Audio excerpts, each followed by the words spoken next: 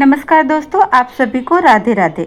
आज के इस वीडियो में हम जानेंगे वट सावित्री व्रत की संपूर्ण पूजा विधि, पूजा सामग्री, नियम और सावधानियां।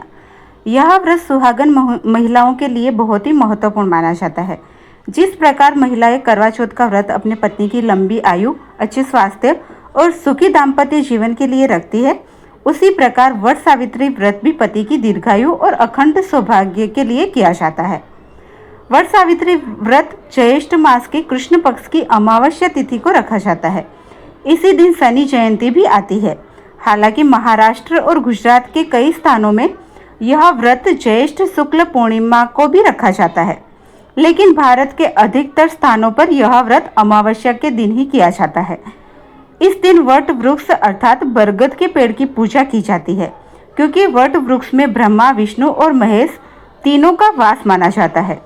मान्यता है कि जितना पुराना और प्राचीन वट वृक्ष होता है, पूजा का फल उतना ही अधिक प्राप्त होता है। लेकिन यदि आपके आसपास वट वृक्ष नहीं है या वहां जाना संभव नहीं है, तो आप घर में गमले में बरगद की टहनी या पौधा स्थापित करके पूजा कर सकती है। और यदि यह भी संभव नहीं हो तो तुलसी माता के पास बैठकर भी पूजा की जा सकती है। यदि घर में तुलसी भी नहीं है तो एक चौकी पर शिव पार्वती, गौरी गणेश की तस्वीर स्थापित करके भी सरल विधि से पूजा की जा सकती है। व्रत वाले दिन सुबह ब्रह्म मुहूर्त में उठकर स्नान करें और स्वच्छ वस्त्र धारण करें। इस दिन लाल, पीले, हरे, गुलाबी या नारंगी रंग के वस्त्र पहनना शुभ माना जाता है। काले और नीले रंग से बचना चाहिए। यह सुहाग का पर्व है, इसलिए महिलाएं 16 श्रृंगार अवश्य करें। मांग में सिंदूर, माथे पर बिंदी, हाथों में चूड़ियाँ, गले में मंगलसूत्र, पैरों में बिछियाँ, मेहंदी और यदि संभव हो तो मांग टीका, नथ और अन्य सुहाग की वस्तुएं भी धारण कर सकते हैं आप। अगर आपके पास शादी की चुनरी या पीला है तो उसे अवश्य पहनिए, क्योंकि यह सुहाग की निशानी होती है। पूजा के समय सिर पर पल्लू रखना भी शुभ माना जाता है। अब बात करते हैं पूजा सामग्री की। पूजा के लिए एक रात पहले काले चने भिगो दे, क्योंकि यह इस व्रत की सबसे महत्वपूर्ण सामग्री मानी जाती है। इसके अलावा पुई, पूरी, पतासे या मिठाई भोग में रखें। फल अवश्य ले, विशेषकर पानी वाले फल जैसे कि तरबूज, खरबूजा और आम, ये जरूर से ले ले। सुहाग सामग्री जैसे कि सिंदूर, चूड़ी, बिंदी, चुनरी आदि रखें।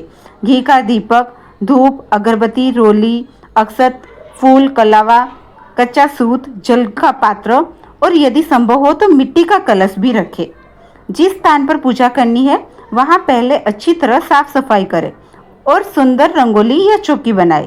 यदि घर में पूजा कर रहे हैं तो चौकी पर चावल या गेहूं का आसन देकर गमला या टहनी स्थापित करें। सबसे पहले कलश स्थापना करें। कलश में जल भरकर उसमें सुपारी, हल्दी की गांठ, अक्षत, सिक्का और पुष्प डालें। इसके ऊपर नारियल रख सकते हैं। कलश की स्थापना के बाद दीपक जलाएं और धूप अगरबत्ती जलाकर पूजा आरंभ करें।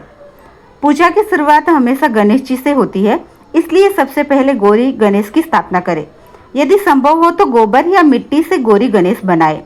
यदि यह संभव न हो तो घर के मंदिर में स्थापित गौरी गणेश की पूजा करें। सबसे पहले गौरी गणेश को गंगा जल से स्नान कराएं। वस्त्र रूप में कलावा या लाल पीला कपड़ा अर्पित करें। जनेऊ चढ़ाए, फूल, अक्षत, रोली और सिंदूर अर्पित करें।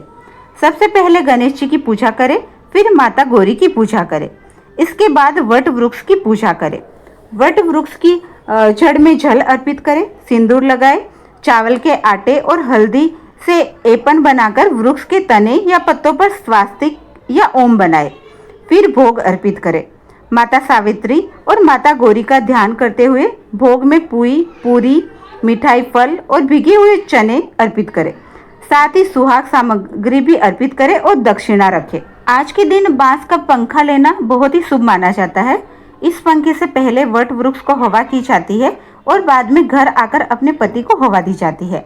मान्यता है कि इससे रोग, दोष और नकारात्मक ऊर्जा दूर होती है और पति की आयु भी बढ़ती है। माता गौरी को 5 बार सिंदूर अर्पित करें और माता से अखंड सौभाग्य का आशीर्वाद ले। फिर वट वृक्ष की जड़ में भी सिंदूर चढ़ाए। इसके बाद वट वृक्ष के कुछ पत्ते लेकर उनसे सुहाग चिन्ह बनाए जाते हैं। आप जिन्हें कलावे में बांधकर मंगलसूत्र की तरह धारण कर सकती है या बालों में लगा सकती है। अब हाथ में भीगे हुए काले चने, फूल और अक्षत लेकर वट सावित्री व्रत कथा सुने या पढ़े। यदि घर में कोई बड़ी बुजुर्ग महिला है तो उनसे कथा सुने। यदि नहीं है तो मोबाइल या पुस्तक से कथा सुन सकते हैं। कथा के बाद आरती करें। वट वृक्ष से माता सावित्री, गौरी गणेश और शिव पार्वती की आरती करें। इसके बाद कच्चा सूत या कलावा लेकर वट वृक्ष की परिक्रमा करें। शास्त्रों में 108 परिक्रमा का विधान है, लेकिन यदि यह संभव नहीं हो तो 11, 21 या 51 परिक्रमा भी की जा सकती है। परिक्रमा करते समय माता सावित्री का नाम ले और अपनी मनोकामना व्यक्त करें। ध्यान रखें कि धागा बीच में तोड़ना नहीं है। यदि धागा कम पड़ जाए तो वहीं पर जोड़ दे। पूजा पूर्ण होने के बाद माता गौरी से सुहाग ले।